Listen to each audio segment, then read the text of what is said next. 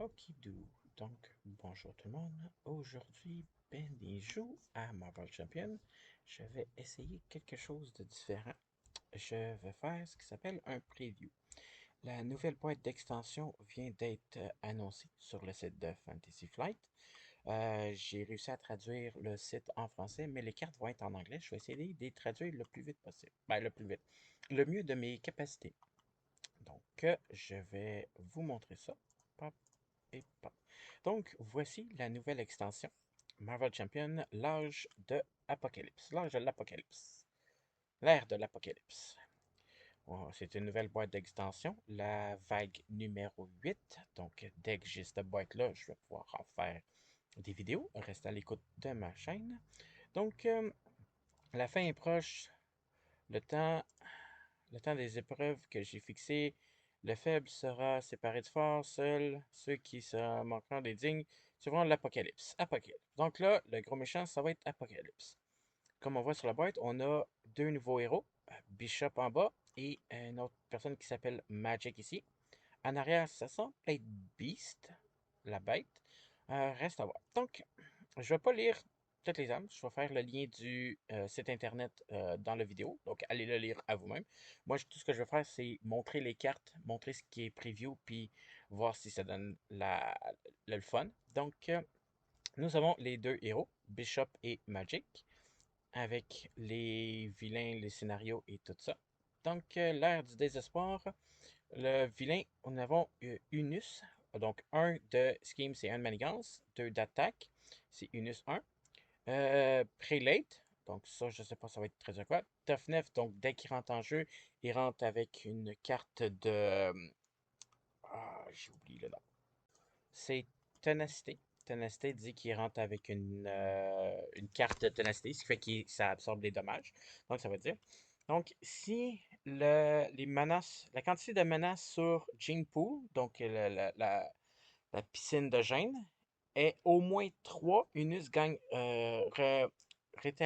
Retaliate, qui est riposte 1. Donc, quand on l'attaque, il nous renvoie un dommage. Unus gagne Stalwart. Ça veut dire robuste, donc il ne peut pas être confus ou désorienté. À 9, Unus gagne un icône de boost.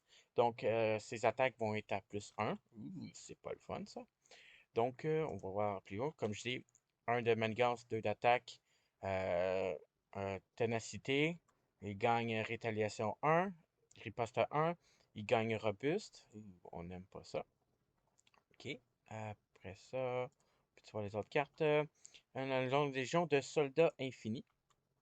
Donc, les soldats de l'infini, Infinite Soldier, ont un de manigance, 2 d'attaque, sont infinis. Ils ont garde, ça veut dire que tant qu'ils sont en jeu, on peut pas attaquer Unus. Faut les défausser avant. Si le nombre de menaces sur Gene Pool est au moins 3, il gagne Quick Strike. Quick Strike, c'est attaque rapide. Donc, dès qu'il arrive en jeu, il nous attaque automatiquement. Il gagne Surge, c'est renfort. Donc, dès qu'il arrive en jeu, on pogne une autre carte de boost. Puis, à 9, il gagne plus 3 points de vie. Donc, il va tomber à 6 points de vie. Ça va être dur à manager, mais on va être capable. Sous ses ordres, Unus et ses serviteurs tirent la force du pool génétique. Donc, ça, c'est le gene pool. C'est une manigance annexe permanent. Oh, ça veut dire qu'elle est toujours en jeu. On peut rien faire. Setup, ça veut dire qu'elle commence en jeu. Arc. Réponse fortée. Après qu'un allié a été vaincu avec quelque chose autre que des attaques conséquentielles, on place 3 menaces ici. Donc ça veut dire qu'habituellement, quand on attaque avec un allié, ben, ça lui fait des dommages résidentiels sur lui, conséquentiels. Si je bloque avec un allié, il a été vaincu par autre chose que des attaques conséquentielles, on placerait 3 menaces ici. Donc, plus qu'il y a de menaces ici, plus que Unus et ses gangs d'infini sont difficiles à battre. Pas difficile, ouais, ça, difficile à battre. Donc, ça va être le fun. Calmule la menace une fois que les alliés des héros sont vaincus. Le pôle génétique accorde à Unus et aux Infinites plusieurs nouvelles capacités en fonction du niveau de menace qui pèse sur lui. Et Unus peut y ajouter encore plus de menaces grâce à son arme de poing prélat. L'arme qui est a l'effet sur le scheme principal chasse aux traits génétiques. Hunting the Genetic Traitor, donc la chasse à 11 par joueur, donc c'est beaucoup. Commence à 0, augmente de 1 par joueur avec une petite toile.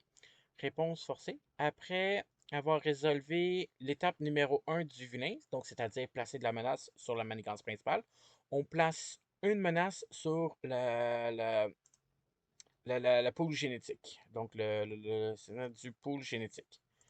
Donc ils vont en mettre. Après, si ce sim est compliqué, les joueurs perdent la partie. Donc, ça donne le fait que quand ils tuent des alliés, ils gagnent de la pool génétique, donc de l'ADN pour devenir plus puissants. Donc, évacuer les sauveurs, c'est une manigance annexe de mission à 5 par joueur.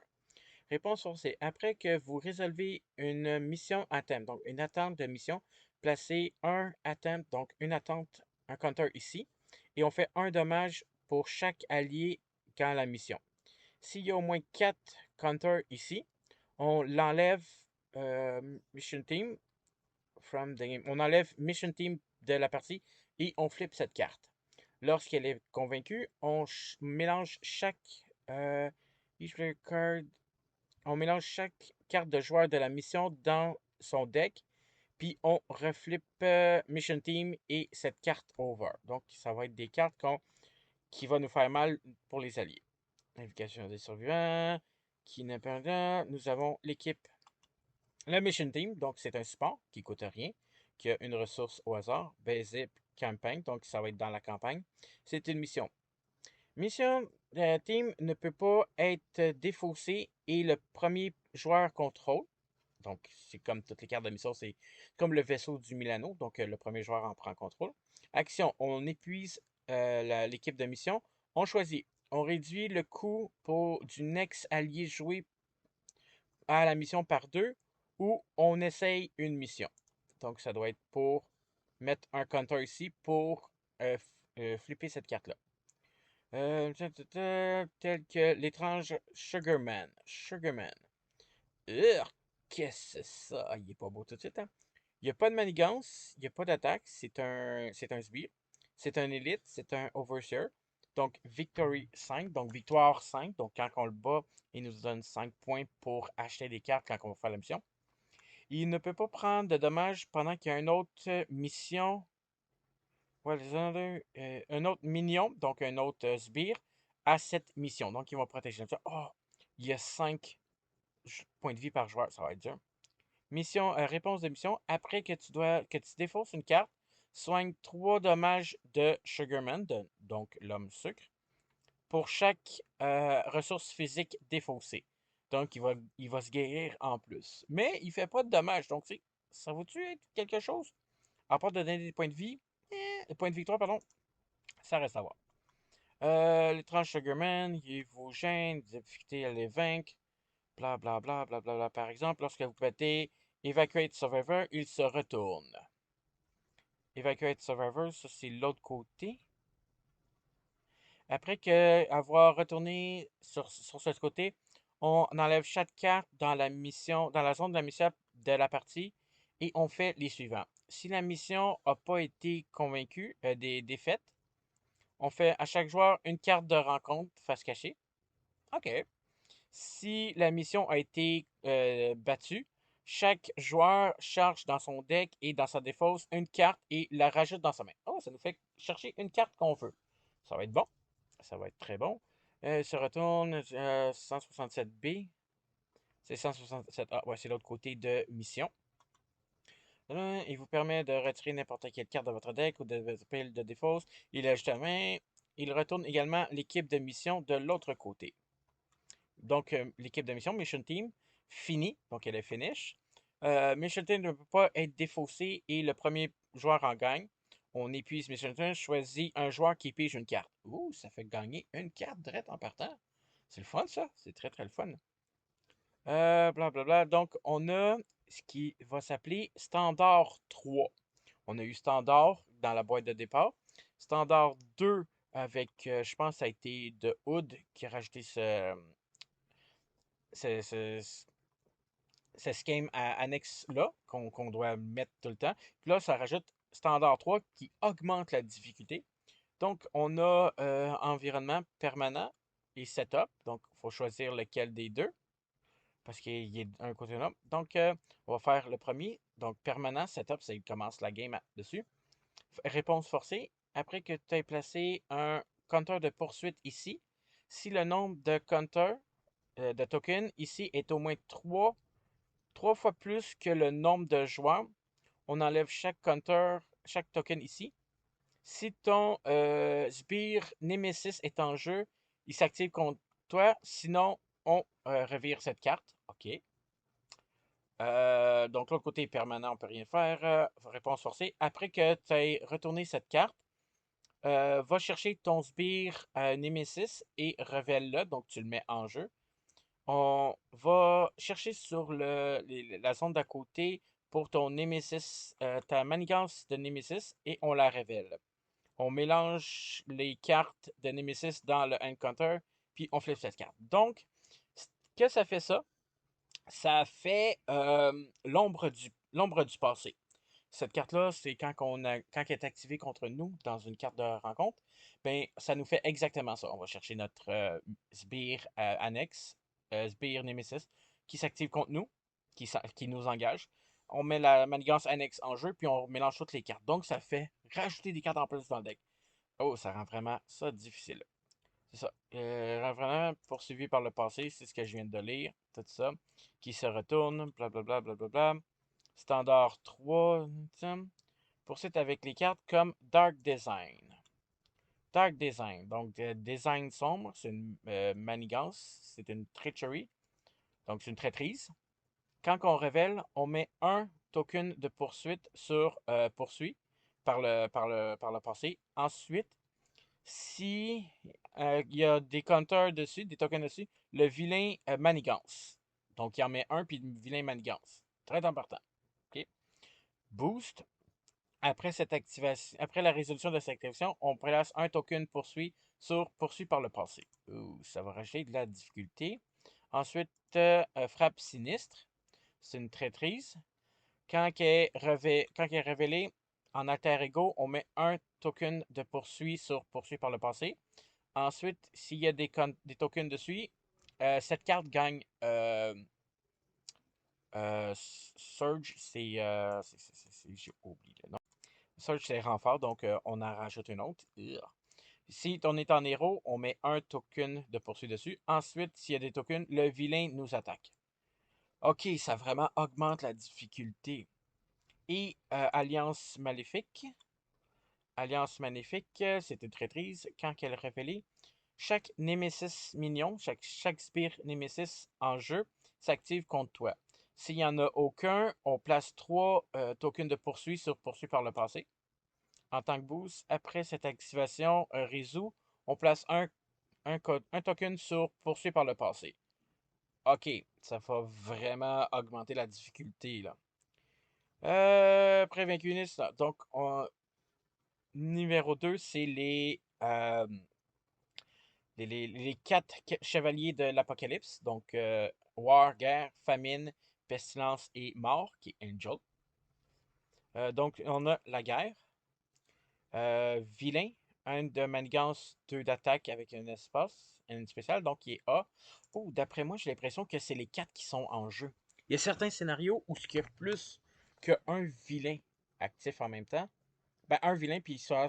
Donc, c'est un cavalier de l'Apocalypse. C'est une réponse forcée. Après que guerre t'attaque, s'il y a au moins. S'il reste au moins un point de vie, défausse une amélioration ou support que tu contrôles. Guerre ne peut pas être combattu. Well, another vilain. Tant son temps qu'il y a un autre vilain qui a un point de vie. Donc lui, ça risque pas mal d'être le dernier. Ensuite, la famine. Famine, 2 de manigance, 1 d'attaque. Réponse forcée. Après que famine t'attaque, if elle a au moins un point de vie, défausse les 10 cartes de ton deck. Oh, défausse les 10 cartes dessus de notre deck. Elle peut pas être battue tant longtemps qu'un autre vilain a un point de vie. Oh, je pense qu'ils ont pas mal toute cette habilité-là. Après ça, la peste. Après que pestilence t'attaque, si elle a au moins un point de vie, euh, traite ton la boîte de ton identité comme s'il y avait blank. Donc, tu perds ton habilité de ton personnage, à part pour les traits. Donc, tout ce que tu gagnes, c'est, mettons, X-Men, Mystique, Avengers, Gardien, jusqu'à la fin, jusqu'à la prochaine phase du vilain. Puis elle peut pas être battue tant son temps que quelqu'un d'autre a un point de vie. Un vilain d'autre. Et le dernier, la mort. Mort. Quand tu attaques, s'il reste un point de vie, deal un dommage à chaque personnage que tu contrôles, c'est-à-dire aussi les alliés. Oh, ça va être quelque chose. Ça va être quelque chose. Scénario, aucun chevalier ne sera vaincu jusqu'à ce que vous les réduisez tous à 0 point de vie. Seulement dessus de la bataille, leurs chevaux dorés. Golden Horse, donc chevaux dorés. C'est un item, c'est une tech. On attache avec le vilain qui a le moins de points de vie et qui n'a pas le mot-clé aréal. Le vilain gagne aréal et considère Alice est considéré comme ayant au moins un point de vie. Après ton attaque, donc même si tu réussis à battre un vilain que tu le résens à 0, vu qu'il est à 0, c'est lui qui a moins de points de vie, tu lui donnes, il regagne un point de vie. Ouh. Réponse de héros, après que tu attaques le vilain, réduis la force réponse, donc la réponse forcée du vilain qui est attaché. Et comme s'il venait juste de t'attaquer, puis ensuite tu défausses. Donc tu te fais attaquer par un vilain à +1 de manigance +1 attaque. Puis après ça, tu défausses la carte. Ouh. Ou les ailes de métal. Les ailes de métal, même affaire. Attache à mort et move de active counter to him. Donc, il va avoir un token d'activation. Donc, ça va être lui, le vilain, qui va être actif pour ce tour-là. Elle gagne rétribution 1 et est considérée comme ayant au moins un point de vie qui reste. Après ton attaque, après qu'elle t'attaque mort, résout sa réponse forcée comme s'il venait juste de t'attaquer et défonce une carte. Ouh. Dans le cas de la mort, c'est Rough Rider. Des Rough Rider. Lorsqu'il est révélé, résout la réponse forcée au vilain qui a au moins un point de vie et qui t'attaque. Vilain, comme s'il restait au moins un point de vie et qui venait de t'attaquer. On bouge le counter d'activation sur le prochain vilain et on réduit sa réponse forcée la same personne. Donc, il va y avoir deux vilains qui vont s'activer en même temps. Ben, pas s'activer, que leur réponse forcée va s'activer contre toi. Et nous avons le gros méchant Apocalypse. Pam, pam, pam. Apocalypse 1. Un manigance, 2 d'attaque. Je peux-tu le voir? Premier stage. Donc, Toughness, dureté, il commence avec une carte de. Ah, j'ai encore oublié, non. Ténacité, donc il va absorber toutes les attaques. Interruption forcée. Quand que la manigance principale est complétée, on enlève toutes les menaces dessus en ignorant les zones de crise. Et on flippe cette carte à Apocalypse 2. Donc, lui, il fait avancer la manigance principale en plus. L'Apocalypse passe progressivement au stage 2. Stage 2, 2 manigances, 2 attaques. Steady. Ouh, Steady. Steady, c'est qu'ils ont besoin de 2 cartes de confus ou sonné pour être confus ou sonné. Encore une fois, interruption forcée, quand la manigance principale est complétée, on les enlève toutes les menaces. On enlève cette carte de la partie et on résout Apocalypse 3. Ok, c'est lui, exemple. Puis après ça, au stage 3, comme ok, 2 de manigance, 3 attaques. Steady, même affaire. Endurance, donc ténacité. Quand la manigance principale est complétée, remove toutes les menaces dessus en irrelevant. Flip cette carte au Apocalypse 4. Oh, c'est le premier à avoir un stage 4. Stage 4. Voyons voir ça donne quoi. Stage 4. 3 de manigance, 3 d'attaque avec spécial. Ça reste quand même un mutant. Stalwark. Là, il peut pas être confus ou sonné. Les attaques de Apocalypse gagnent Overkill. Overkill, c'est déferlement. Donc, quand tu bloques avec un allié, les points de dégâts résiduels s'en vont à toi. Interruption forcée. Quand la main scheme est complétée, les joueurs perdent la game. Donc, lui, il fait OK. Ça va être quoi ça? Une fois que l'âge de l'Apocalypse. Augmente de 1 par joueur. Commence à 1 par joueur, augmente de 1. 1B. X est égal au numéro de Apocalypse. Donc 1, 2, 3, 4 par joueur. Quand Apocalypse va être défaite, on défausse chaque attachement de lui et il se soigne de tous les dommages de lui à la place. On remove X manigance de cette carte en ignorant X. Donc, en plus de le battre, il faut y enlever tous les attachements avant de pouvoir le battre, plus sauvegarder, protéger l'âge de l'apocalypse, parce qu'elle commence à 1 par joueur, donc si je joue à 4, ça va dire 4.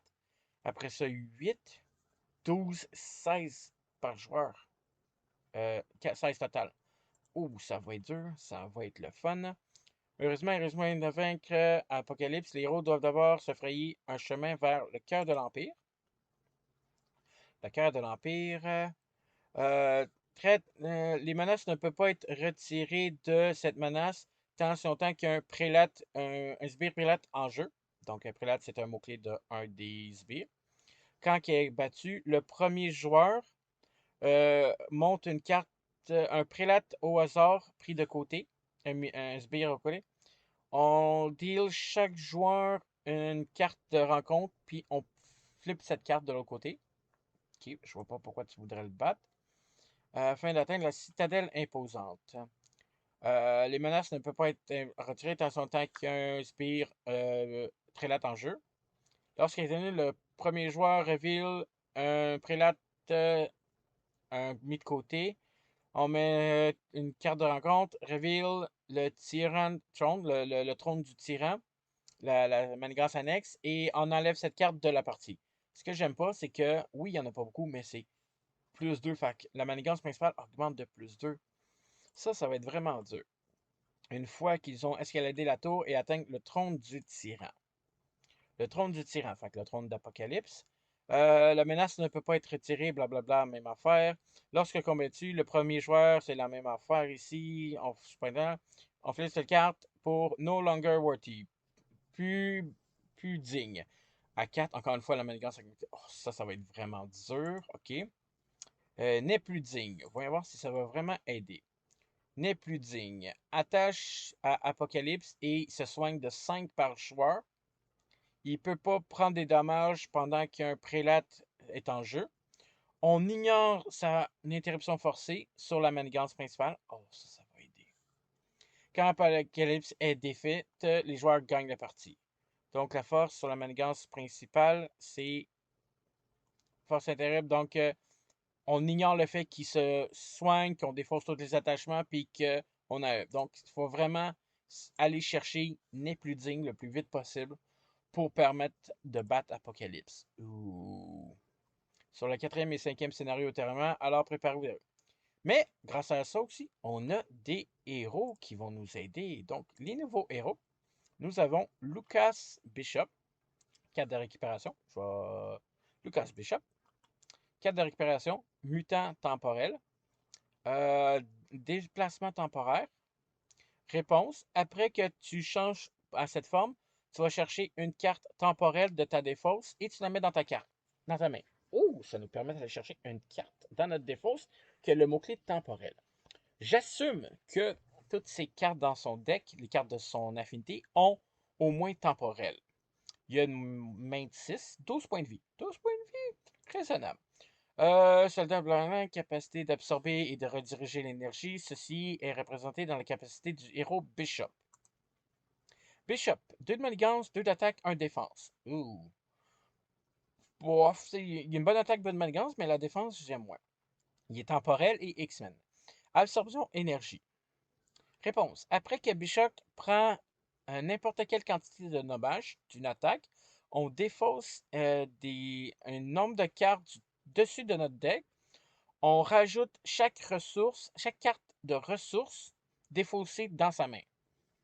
Donc, on va gagner des ressources, mais on vide son deck pas mal vite. Oh, je vois un pattern ici avec les cartes de domino.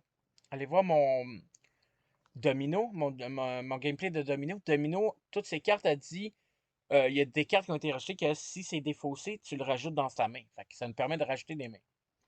Bishop et Bishop, absorption lui permettent de défausser les cartes du dessus de son deck après avoir été attaqué et d'ajouter les cartes de ressources défaussées à la main.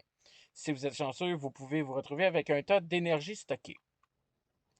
Énergie stockée, c'est une ressource qui produit deux ressources. Donc, si 13, j'assume c'est 13, 14, 15, il doit en avoir au moins 3 dans son deck. Produit deux ressources, donc une électrique et une physique. Ça va être bon.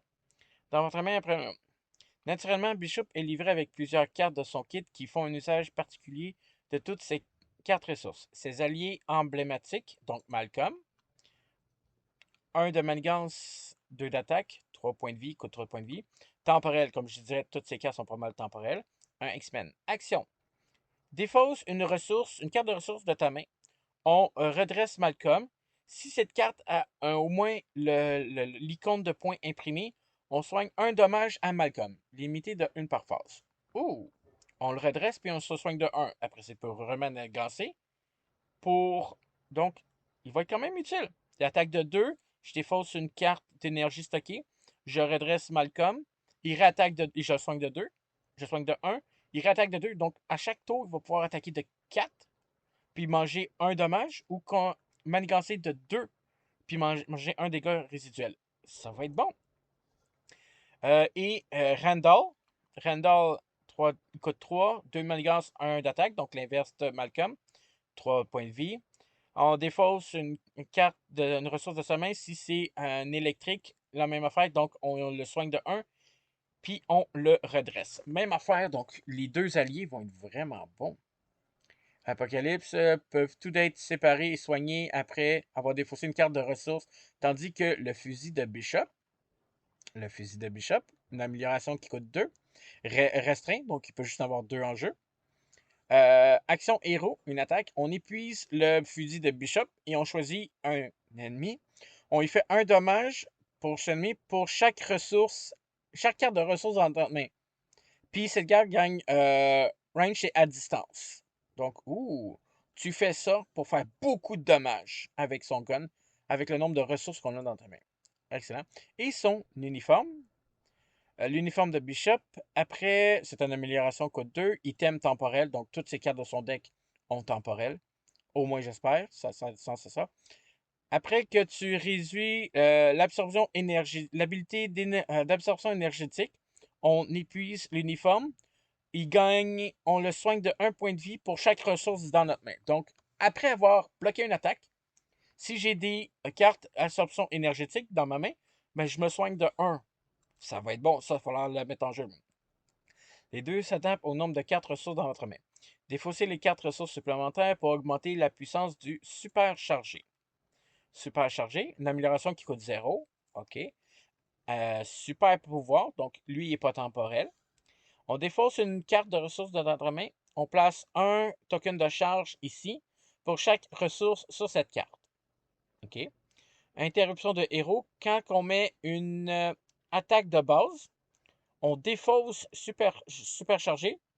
On gagne plus 2 attaques pour cette attaque pour chaque token ici pour un maximum de 8. Donc, maximum 4 tokens plus 8 attaques à distance en défense. Oh, ça va être bon ça. Oh, j'aime ça. OK. Ou utilisé pour payer une explosion concussive. Explosion concussive, un événement à 3, attaque super pouvoir. Donc, c'est une attaque. On fait 6 de dommages à un ennemi. Si on payait cet événement avec une carte de ressources, on redresse Bishop. Oh! Donc, coûte 3, défonce une carte de ressources. Bishop se redresse.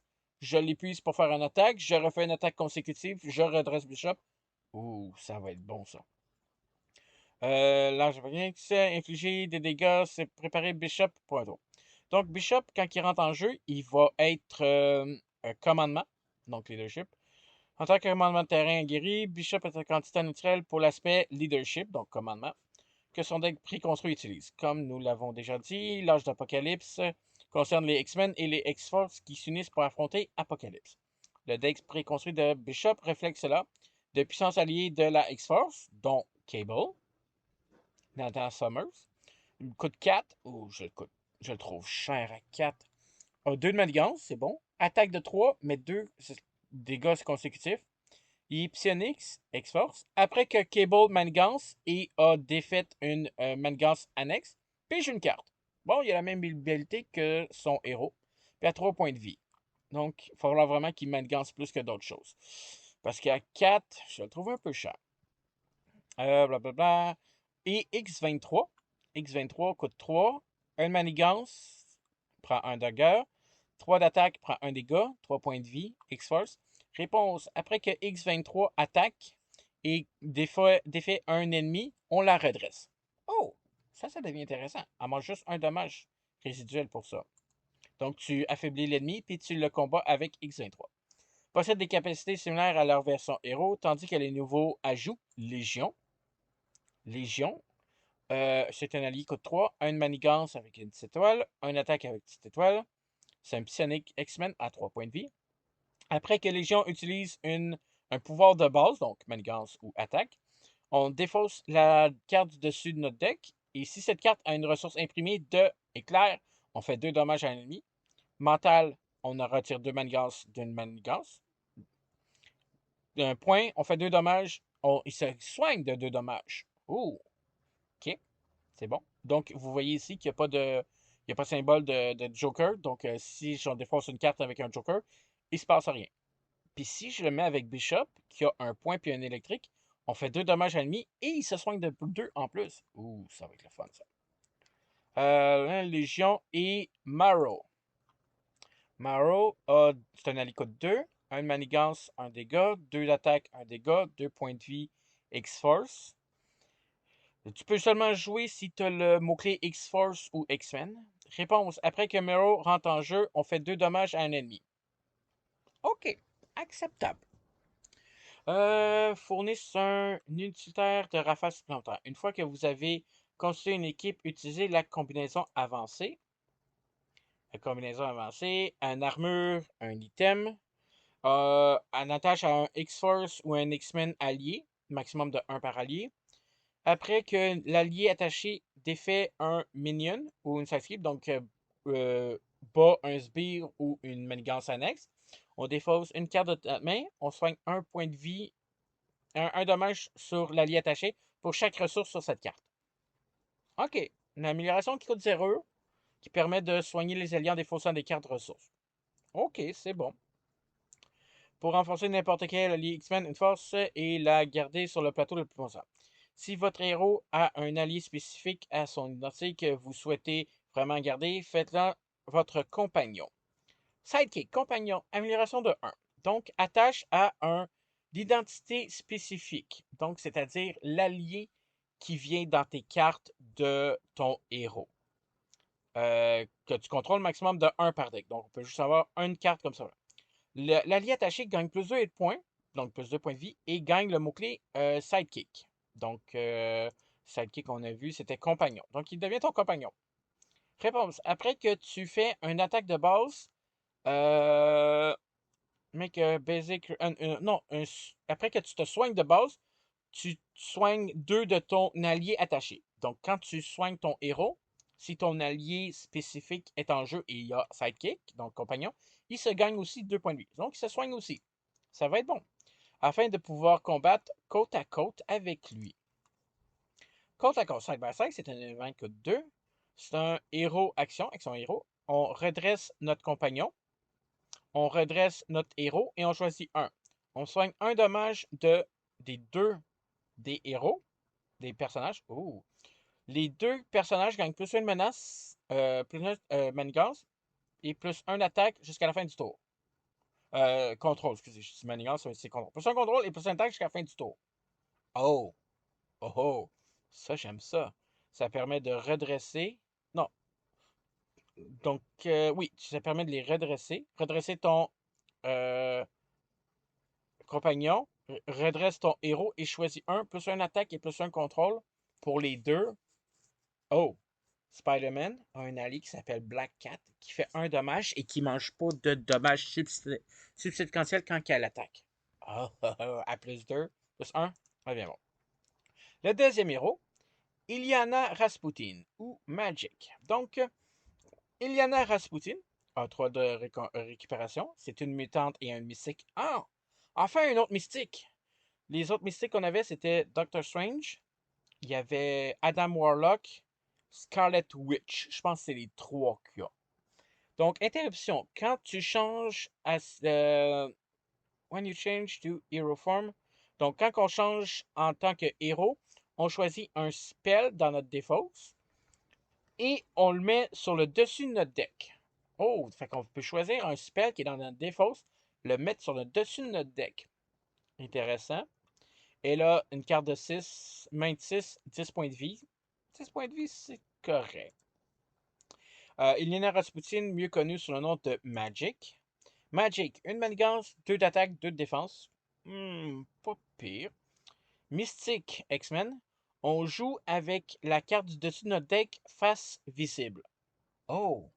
Là vient le fait que ça nous permet de, quand on s'en va en héros, d'aller chercher un spell, de le mettre face visible sur le dessus de notre deck, parce qu'on peut jouer.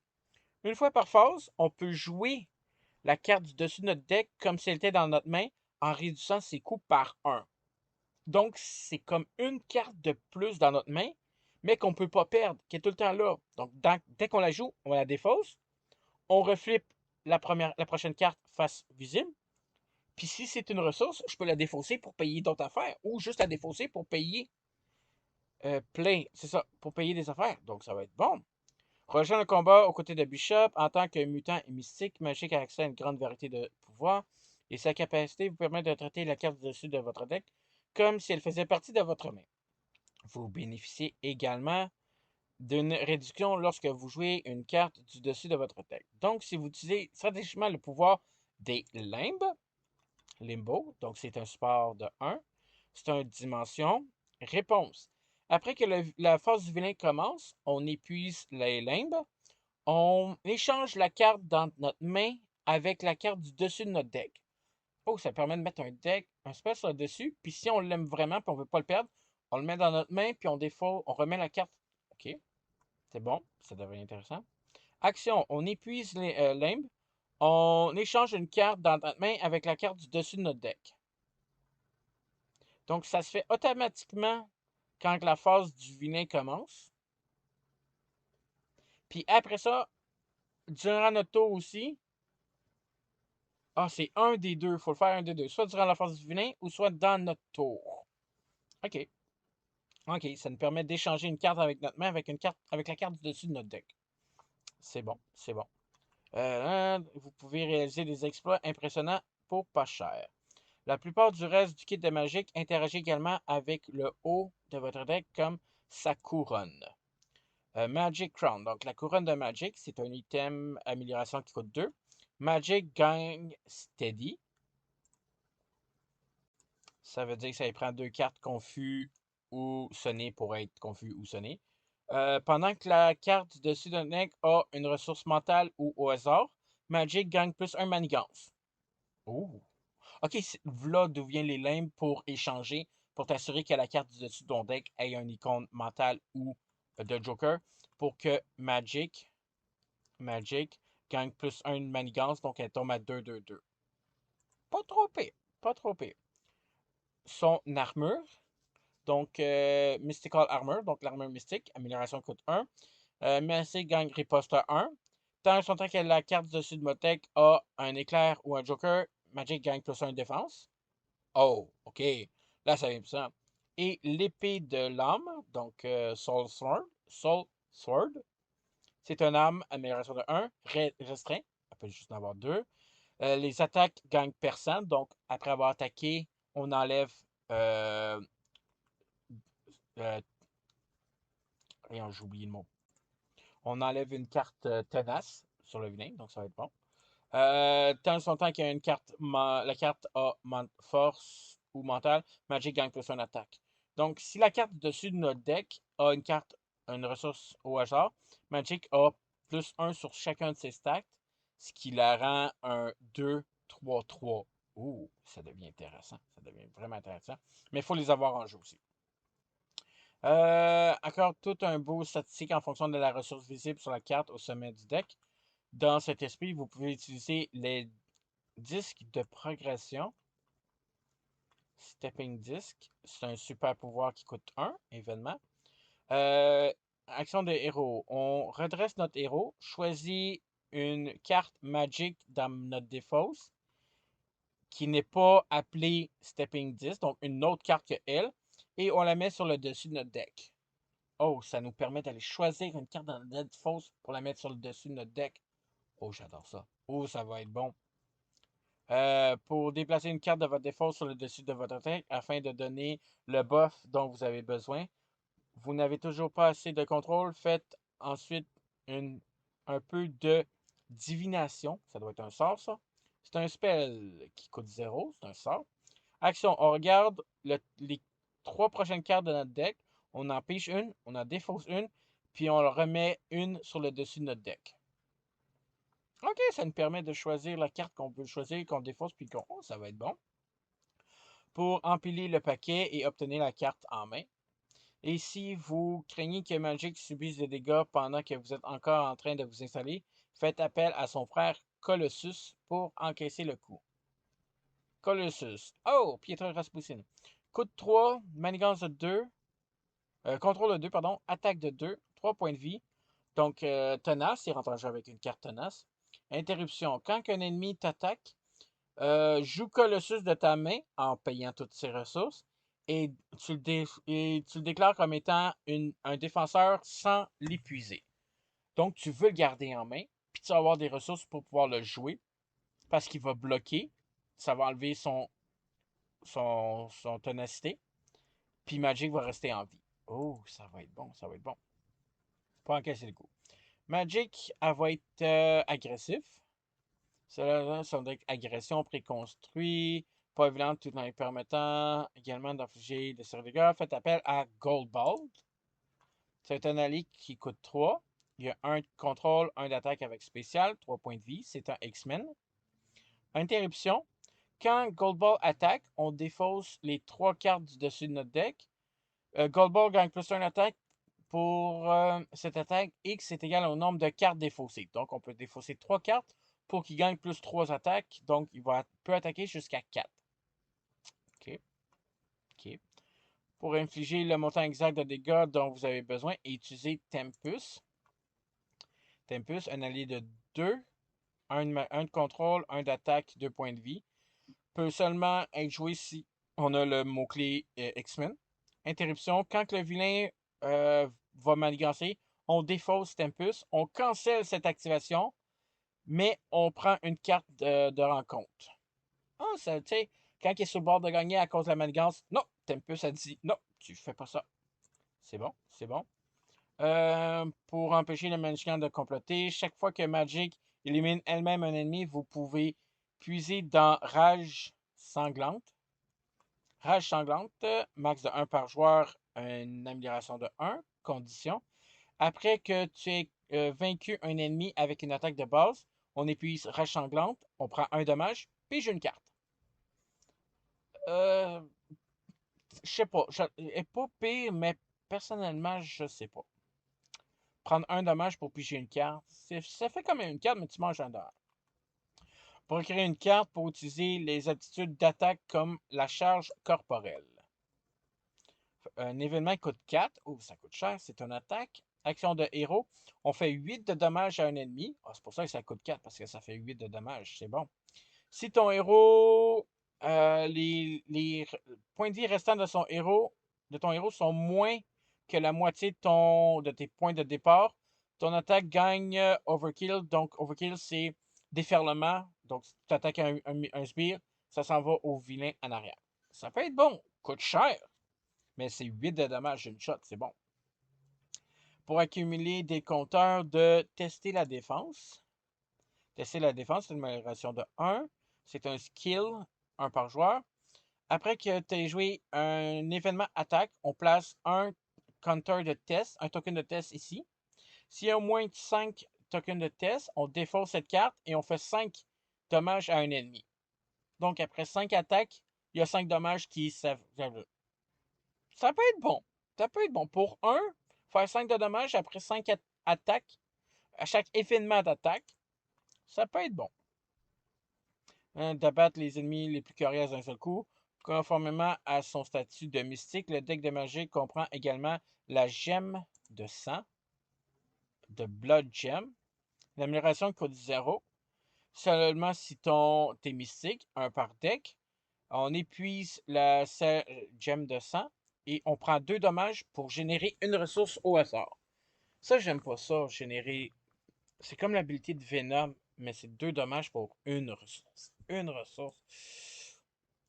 Et le sort de base, événement de 2, peut seulement être en jeu si on a mystique. Action des héros, choisis un. On soigne 3 dégâts à une identité, fait qu'on peut soigner des dégâts à n'importe qui. On retire 3 manigances d'une. 3 menaces d'une manigance. Ou on fait 3 dommages à un ennemi. Oh, c'est bon ça! Je veux dire, c'est un sang qui coûte 2. Doctor Strange puis Wanda avec. Oh, ça peut être très très bon. Comme ressource, plus de Pokémon en direct. Les héros à l'horizon. Comme pour chaque extension de Marvel Champion, l'âge de l'apocalypse annonce le début d'une nouvelle vague de héros, donc vague 8. Comme pour la vague précédente, il y aura cette fois-ci 4 packs de héros, dont chacun d'eux menant en vedette les membres des X-Men. Donc, mot-clé X-Men. Nous vous donnons chacun d'eux au fil du temps, mais pour l'instant, voici un habitué. Donc, comme il a fait, voici les 4 héros. Essayons de découvrir ça ressemble à quoi. Qui gagne. Moi, j'estime que le deuxième, c'est peut-être Jubilation Lee, donc l'allié thématique de Wolverine, avec son CM. Peut-être Goldball ici. Légion doit être là. C'est dur à dire. Le map, blablabla, en mars 2024. Donc, je devrais le recevoir en mars 2024. Dès que j'ai ça, je vais en faire des vidéos d'introduction avec les 2 nouveaux héros et les nouvelles cartes. Donc, j'espère que vous allez apprécier. Moi, j'ai tellement hâte, puis le va être intéressant. Même Magic aussi est intéressant. J'ai quand même le goût. Donc, c'était le preview de l'âge d'Apocalypse. J'espère que vous avez apprécié ma petite vidéo. Si c'est le cas, n'oubliez pas de vous abonner, faire un like à la vidéo et de vous abonner à ma chaîne. Moi, ça m'aide vraiment beaucoup. Et on se retrouve la prochaine fois. Bye bye!